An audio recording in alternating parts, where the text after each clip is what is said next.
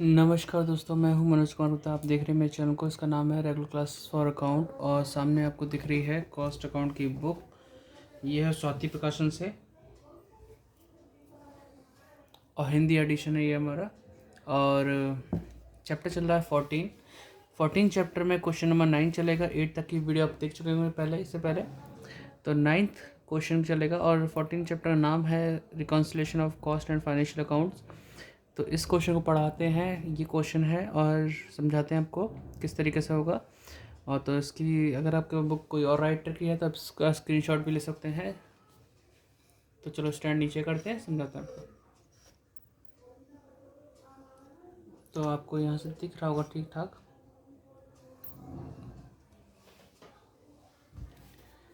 तो क्वेश्चन में लिखा हुआ from the following details of Vasu limited compute profit in financial account as well as in cost account and also reconcile. तो यहाँ लिखा हुआ है sales, purchase of material, closing stock of material, direct wages, indirect wages, indirect expenses, bad डेब्ट, interest on overdraft. और यहाँ पे है profit on sale of assets, selling expenses, distribution expenses. बहुत सारे खर्चे हैं जो कि इससे पहले वाले क्वेश्चन में नहीं मिले, इस बार मिले हैं। तो एक बार को बच्चा घबरा भी सकता है, तो घबराने की जरूरत नहीं है। आपको अगर फॉर्मेट याद है तो आप क्वेश्चन को कर सकते हैं, आसानी से कर सकते हैं। बाकी हम पूरी कोशिश करेंगे अपनी तरफ से समझाने की। इसमें लिखा है इन कॉस्ट अकाउंट, ये हिंदी में है, manufacturing overhead recovered at 300% on direct wages. तो डायरेक्ट वेजेस का 300% आपका मैन्युफैक्चरिंग ओवरहेड आ जाएगा। फिर है आपका सेलिंग ओवरहेड रिकवर्ड इतना है 1500। डिस्ट्रीब्यूशन एक्सपेंसेस के बारे में दे रखा है 300। ठीक है, तो ये आपका आ जाएगा जो डायरेक्ट गिवन है कॉस्ट अकाउंट के लिए, है ना। बाकी कुछ खर्चे जैसे होते हैं वर्क ओवरहेड वाले, तो ऊपर भी लिखे हुए हैं, इसमें नीचे भी लिखे हुए हैं। कोई दिक्कत तो नहीं आपको, तो आराम से आप कर पाएंगे। चलो लाइन खींच के मिलते हैं आपसे। हाँ, एक चीज़ और, अगर आप चाहें तो डिस्क्रिप्शन कुछ लिखा तो पढ़ सकते हैं, और चाहें तो हेल्प भी कर सकते हैं चैनल की। तो लाइन हमने खींच ली है। यहाँ लिखा है statement of cost and profit cost book के अकॉर्डिंग, और ये हमारा पर्टिकुलर और ये अमाउंट, और 9th क्वेश्चन चल रहा है। तो स्टार्टिंग जो होगी हमारी होगी, यहाँ पे हम लिख सकते हैं परचेज ऑफ, क्योंकि हमारे पता है कि हमारे पास परचेज मटेरियल लिखने के बाद एक चीज़ दे रखी थी इसके अंदर, वो है क्लोजिंग स्टॉक ऑफ मटेरियल। तो ये इसके नीचे ही है, क्योंकि हम क्या करते हैं ओपनिंग स्टॉक लिखते हैं, फिर उसमें प्लस करते हैं परचेज ऑफ मटेरियल, माइनस करते हैं क्लोजिंग स्टॉक ऑफ मटेरियल। तो अभी हमारे ओपनिंग तो है नहीं, तो सीधे हम लिखेंगे परचेज ऑफ मटेरियल्स।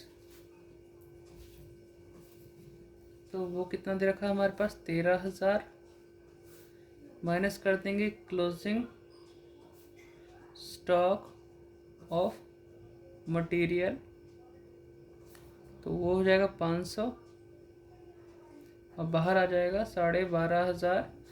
किस नाम से? रॉ मटेरियल कंज्यूम, या फिर वैल्यू ऑफ मटेरियल कंज्यूम के नाम से।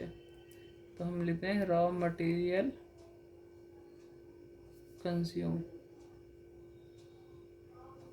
ठीक है, ये हो गया हमारे पास, देख पा रहे होंगे। अब इसके बाद आता है डायरेक्ट वेजेस, जो कि हमें दे रखा है इसमें 1,000 रुपये डायरेक्ट वेजेस, जो कि 1,000 रुपये है। उसे जोड़ते ही हमारा आ जाएगा प्राइम कॉस्ट, और प्राइम कॉस्ट कितना हो जाएगा 13,500। फिर अगला वाला आइटम अगर हम इधर देखते हैं, तो अब आता है इसमें नीचे मैन्युफैक्चरिंग के बारे में दे रखा था, manufacturing overhead recovered 300 on direct wages. तो मैन्युफैक्चरिंग एक्सपेंसेस हम यहाँ लिखते हैं फैक्चरिंग एक्सपेंस बोल दो या ओवरहेड बोल दो। अब वो 300% है, तो हम सीधे से सॉल्व कर लेते हैं। 1,000 का 300%, तो 3,000 हो जाएगा। ठीक है, जब हम इसे प्लस करेंगे तो कितना आएगा 16,500 वर्क कॉस्ट। ठीक है, अब ऑफिस के बारे में तो कुछ है नहीं, इनडायरेक्ट वो तो उसके चक्कर में है, उधर आने वाला मैटर। ठीक है, फाइनेंशियल अकाउंट में आ जाएगा, तो उसके में यूज़ हो जाएगा। ठीक, तो मैन्युफैक्चरिंग हमने डाल दिया और अलग से यहाँ पे नहीं दे रखा कि ऑफिस ओवरहेड के बारे में दे रखा हो, लेकिन हमारे पास दे रखा है सेलिंग डिस्ट्रीब्यूशन और सेलिंग एक्सपेंसेस और डिस्ट्रीब्यूशन एक्सपेंसेस। उसको हम लिखते हैं डायरेक्ट सेलिंग एक्सपेंसेस या ओवरहेड, जो चाहे वो लिखते हैं। और फिर हम लिख सकते हैं दूसरे में डिस्ट्रीब्यूशन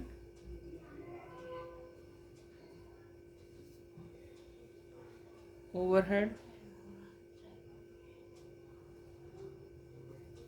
देखो ये नाम हमारे यहाँ भी लिखा हुआ है और यही चीज़ हमारी यहाँ भी है, लेकिन अब आप ध्यान देंगे ये कॉस्ट अकाउंट के लिए जो मोस्टली दे रखा है, यहाँ पे हमारा ये फाइनेंशियल अकाउंट में आ जाएगा, लेकिन नाम हमने यहाँ से यूज़ कर लिया इसका। सेलिंग ओवरहेड में हमें कितना बोला गया है 1500, और डिस्ट्रीब्यूशन में कितना बोला गया 300। तो देखो ये आगे जाके हमें डिफरेंस का पैदा करेगा कि यही चीज़ हमारी कॉस्ट अकाउंट में लिखी गई 1500, वहाँ लिखी गई 2000। देखो ज़्यादा होगी ना उधर, और इधर हमारी अंडर रिकवर्ड हुई एक तरह से, ठीक है। यहाँ 1500 है, वहाँ पे 2000 है, यहाँ पे 300 है, वहाँ पे 1000 है, ठीक है। कॉस्ट अकाउंट में अंडर चार्ज हुई है एक तरह से, तो हमने यहाँ लिख दिया। अब इसे हम प्लस करेंगे तो कितनी अमाउंट आएगी भाई 16,500, 1500 जोड़ दोगे तो उसमें 5 17 एक 18,000, ये 300 जोड़ोगे 18,300 आ गया। एक तरह से ये टोटल कॉस्ट होगी हमारी अब तक की, ठीक है। कॉस्ट ऑफ गुड्स सोल्ड भी बोल सकते हैं इसे। अब देखो हमारे पास एक तो लाइन छोड़ के यहाँ लिख देंगे सेल्स। सेल्स हमें पता है नहीं पता, पता है 30,000 की, और 30,000 में से इसे माइनस करेंगे तो कितना आ जाएगा करीबन 1700, ये 10 वो 11,700 आ जाएगा प्रॉफिट, ठीक है। एक तरह से बैलेंस के तौर पे हमने बता दिया 11,700 आ गया। आप इसे नोट डाउन कर लो, इसमें मेरे ख्याल से कोई दिक्कत लग नहीं रही होगी, अगर हो तो बता देना, कमेंट में पूछ लेना आप लोग। तो ये हमने कर लिया। अब हमें लाइन खींच के मिलेंगे आपसे प्रॉफिट लॉस बनाने के लिए, इसी जगह में बना देंगे। तो आप इसे वीडियो पॉज करके नोट डाउन कर लो पहले, ठीक है। मिलते हैं लाइन खींचने के बाद। तो हमने लाइन खींच ली है, पर्टिकुलर नहीं लिख रहा हूँ क्योंकि जगह थोड़ी कम है हिसाब से, ठीक है। तो आप चाहे तो लिख लेना। और स्टार्टिंग करते हैं आपके लिए इसका बाय सेल्स। सेल्स कितनी थी 30,000 रुपये, ठीक है। फिर इधर लिखते हैं टू परचेज ऑफ मटेरियल, जो कि कितना है 13,000 रुपये। नेक्स्ट आइटम है क्लोजिंग स्टॉक, वो इधर ही आ जाएगा by closing stock of material, जो कि है 500 का। फिर है आपका direct wages, to direct wages, यानी एक तरह से ट्रेडिंग प्रॉफिट लॉस कंबाइंड चल रहा है 1,000। फिर है इनडायरेक्ट वेजेस, लिख दो खर्चे को इसी साइड 500। फिर है इनडायरेक्ट एक्सपेंसेस 2,000, ठीक। तो हमारे पास डायरेक्ट इनडायरेक्ट सब हो गया। फिर है बैड डेब्ट,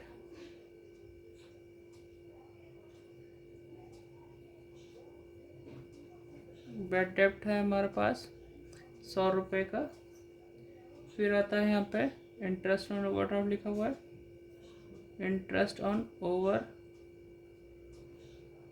ड्राफ्ट, वो है 1,050 का।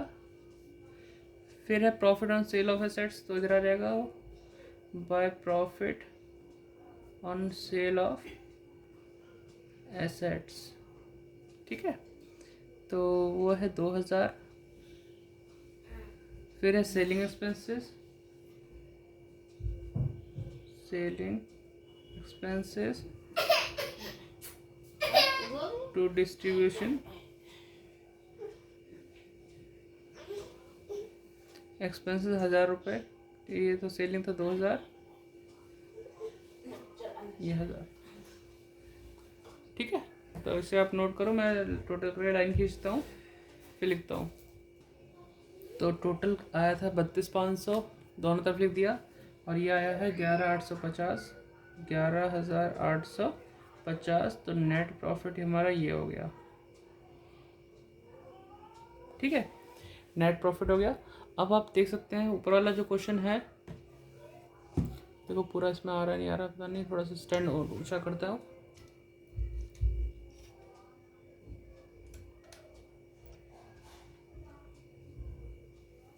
ठीक है, तो अब आपको देखना बहुत ज़रूरी है, समझना भी ज़रूरी है। हमारा ही प्रॉफिट 11,850, यहाँ 11,700, अंतर तो है। अंतर के कारण बहुत सारे हैं। जैसे आपका देखा जाए डायरेक्ट वेजेस तक तो सेम टू सेम चला है मामला। मैन्युफैक्चरिंग एक्सपेंसेस आपका यहाँ 3,000 है, और मैन्युफैक्चरिंग निकालने के लिए क्या होता है, इनडायरेक्ट वेजेस और इनडायरेक्ट एक्सपेंसेस को जोड़ देते हैं तो मैन्युफैक्चरिंग आ जाता है। ठीक है, तो ये मैं ऐसे ही एरो कर रहा हूँ, आप मत करना। तो 2,500 हो जाएगा करीबन। तो 2,500 बैठा हुआ है, इनडायरेक्ट वेजेस एक्सपेंसेस जोड़ के 2,500 आया। यहाँ कितना लिखा हुआ है, 3,000। तो आप कह सकते हैं कि यहाँ पे कॉस्ट अकाउंट में 500 ज़्यादा लिखा हुआ है। इसका फॉर्मेट अगर याद कर लो तो कोई दिक्कत नहीं, जिसको याद नहीं है उसके लिए बता रहा हूँ। बस आप वो देखना वो रीज़न जिससे कॉस्ट अकाउंट का प्रॉफिट अगर बढ़ जाता है तो वो आइटम माइनस करना पड़ेगा, और कॉस्ट अकाउंट में प्रॉफिट कम हो रहा है तो उस आइटम को प्लस करके दिखाना पड़ेगा। ये बहुत सिंपल सी लाइन है, और बाकी फॉर्मेट याद हो जाएगा तो आप सब कुछ ये चीज़ कर लोगे। ठीक है, नहीं याद है तो फर्स्ट क्वेश्चन की वीडियो देखो, फर्स्ट इंट्रोडक्शन वाली, उसमें मैंने सिखाया कैसे कैसे याद कर सकते हैं, है ना। याद है तो बहुत अच्छी बात है। अब देखो एक तो चेंजेस यहाँ मिला मैन्युफैक्चरिंग एक्सपेंसेस में, जो कि आपका यहाँ ओवर चार्ज है। ठीक है, ये आपने देख लिया। इसके बाद आपको बोला जाए पॉइंट कि आपका जैसे कि प्रॉफिट यहाँ पे लिखा हुआ है, वहाँ तो नहीं लिखा है ऐसा प्रॉफिट। अगर ये प्रॉफिट वहाँ होता तो प्रॉफिट बढ़ता, लेकिन इसके ना लिखने से प्रॉफिट कम हो गया। ये प्रॉफिट इसमें है उसमें नहीं है, अगर उसमें होता तो मैं इक्वल मानता, लेकिन वहाँ नहीं लिखे होने से कॉस्ट अकाउंट प्रॉफिट कम हो गया, और कम हो गया तो मुझे ये प्लस करके दिखाना पड़ेगा। ठीक है, इस तरीके से हम कहते हैं नॉट इंक्लूडिंग कॉस्ट अकाउंट, ये वाला प्रॉफिट ऐसा लिख देंगे लाइन, बाकी आप समझ जाओगे। ठीक है, ये वाला हो गया। सेलिंग ओवरहेड का नाम देखें तो सेलिंग ओवरहेड का कितना है, 1,500 और 300। यहाँ पे सेलिंग ओवरहेड 2,000 है, डिस्ट्रीब्यूशन 1,000 है, तो मतलब अंडर चार्जेस है ना, तो इनका जो डिफरेंस होगा। अब भैया हमने यहाँ खर्चा कम लिखा तो प्रॉफिट यानी बढ़ गया, और प्रॉफिट बढ़ गया तो इसका जो डिफरेंस है उस डिफरेंस से हमें प्रॉफिट को मतलब यानी माइनस करना पड़ेगा रिकॉन्सिलेशन में, वो आइटम जो डिफरेंस आएगा। ठीक है, सही करेक्ट करने के लिए। तो ये दोनों चीज़ मालूम पड़ गई। अब है बैड डेप्ट, इंटरेस्ट ऑन ओवरड्राफ्ट। ये वो खर्चा है जो कि हमने वहाँ पे लिखा ही नहीं है। तो ऐसे एक्सपेंसेस जो मैंने लिखे ही नहीं है उसके लिए क्या करेंगे भाई, अगर मैं ये खर्चे लिखता, ठीक है, अगर मैं लिखता तो क्या होता, प्रॉफिट कम होता, और मैंने नहीं लिखा तो प्रॉफिट बढ़ गया। भाई ये खर्चे मैंने वहाँ नहीं लिखे तो प्रॉफिट बढ़ गया, और प्रॉफिट बढ़ने पे हमें उस चीज़ को माइनस करना पड़ता है। तो ये थोड़ा सा ध्यान रखना। मैं उसी समरी पे चल रहा हूँ एक लाइन वाली पे, कि भाई कॉस्ट अकाउंट में प्रॉफिट बढ़ जाए तो माइनस कर दो डिफरेंस वाले आइटम को, और अगर कॉस्ट अकाउंट में प्रॉफिट कम हो जाए तो उससे प्लस कर दो। बाकी फॉर्मेट याद होगा तो कुछ ये समझने की जरूरत नहीं है, तो झड़ पड़ कर जाओगे। ठीक है, तो लाइक नहीं की तो लाइक कर देना है, सपोर्ट करते रहो चैनल को। ये चाहे वीडियो आप आज देखें 2-4 साल बाद देखें, जब भी देखें, जो भी देख रहा है सपोर्ट करता है। डिस्क्रिप्शन में कुछ लिखा है, अप्लाई करो। ठीक है, और 25,000 सब्सक्राइबर तक पहुँचना है, इसे ही पूरा करना है साल तक, एंड तक। देखो आप करते नहीं करते, वैसे सब्सक्राइबर बहुत कम बढ़ रहे हैं इसमें। चलो मैं लाइन खींचता हूँ अगले उसकी, फिर मिलते हैं आपसे, है ना। तो आपने नहीं लिखा तो लिख लेना इसे वीडियो पॉज करके। ठीक, तो मैं लाइन खींची, मिलता हूँ। तो लाइन हमने खींच ली है रिकॉन्सिलेशन स्टेटमेंट के लिए। तो सबसे पहले लिखते हैं profit as per cost book. ठीक है, बुक्स कर देते हैं, 11,700 की अमाउंट लिख दी यहाँ से देख के। ठीक है, फिर हम ऐड कर लेंगे। ये कॉलम मैंने इस तरह से एक एक्स्ट्रा बना लिया कि जोड़ने के लिए आइटम थोड़ा सही रहेगा हिसाब किताब। ठीक, इतना गैप होता है। तो अब ये देखते हैं मैन्युफैक्चरिंग के बारे में देखते हैं। यहाँ पे 3,000 है, यहाँ पे कितना था मैन्युफैक्चरिंग, दोनों मिला के 2,500 बैठ रहा था, 500 2,000 को मिला के 2,500। तो ये भी यहाँ पे ओवर चार्ज है। तो ओवर चार्ज होने पे क्या करेंगे, ऐड करते हैं। भाई ज़्यादा लिखने से क्या, प्रॉफिट कम आया तो प्लस करना पड़ेगा। तो क्या लिखूँगा लाइन में, manufacturing manufacturing overhead overcharged in cost account 3000 minus 2500, ठीक है, 500 आ गया हमारा, ठीक है। और इसके बाद हमारा देखते हैं ये जो प्रॉफिट एंड सेल वाला जो था पॉइंट ऊपर तो लिखा नहीं, तो उसे भी ऐड कर दो यहाँ पे। ये फर्स्ट नंबर हो गया, सेकंड नंबर यहाँ डाल दूंगा, profit on sale of assets not included, ठीक है, इन कॉस्ट अकाउंट। तो कॉस्ट अकाउंट में नहीं लिखा, ठीक है। और ना लिखने से क्या हुआ, प्रॉफिट हमारा बढ़ा नहीं, कम रह गया। तो कम रह गया तो हम लिख के दिखा देते हैं यहाँ पे 2000, ठीक है। अब आता है सेलिंग ओवरहेड का, ये 1500 है, यहाँ पे 2000 था, तो यहाँ अंडर चार्जेस है, तो लेस में आ जाएगा किस नाम से, 1 नंबर डाल के सेलिंग ओवरहेड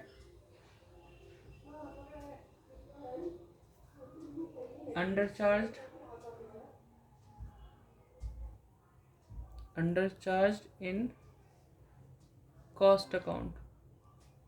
कैसे, 2000 माइनस 1500, तो ये कितना हो जाएगा, करीबन 500। लाइन और बढ़ा लेता हूँ, देख पा रहे होंगे। नंबर 2, डिस्ट्रीब्यूशन के बारे में भी था ऐसे ही, डिस्ट्रीब्यूशन ओवरहेड, एक्सपेंसेस भी ले सकते हो, overhead under charges under charged इन कॉस्ट अकाउंट। बस राइटिंग साफ आ रही है, नहीं आ रही पता नहीं, दिख रही है ऐसी है, डॉक्टर वाली तो नहीं, लेकिन हाँ उसके करीब ही है। 1000 माइनस 300, ठीक है, 700 यहाँ आ जाएगा। इसके बाद क्या करें, अब कुछ खर्चे ऐसे थे, देखो आपने बैड डेब्ट देख रहे हो यहाँ पे, इंटरेस्ट एंड ओवरड्राफ्ट, ये फाइनेंशियल आइटम होता है जो कि वहाँ नहीं दिखाते हम लोग, है ना, तो कॉस्ट बुक में नहीं दिखते। तो अब ये ऐसे खर्चे जो हमने यहाँ दिखाए वहाँ नहीं दिखाए, ठीक है। तो अगर मैं वहाँ दिखाता, अब नहीं, जैसे मान लो नहीं दिखाई मैंने, और नहीं दिखाए तो प्रॉफिट हमारा क्या होगा, खर्चे जब कोई चीज़ दिखाओगे तो कम दिखाता है उस चीज़ को, खर्चे ज़्यादा दिखाने से प्रॉफिट कम होता है, लेकिन मैंने खर्चा दिखाया ही नहीं है तो प्रॉफिट बढ़ गया।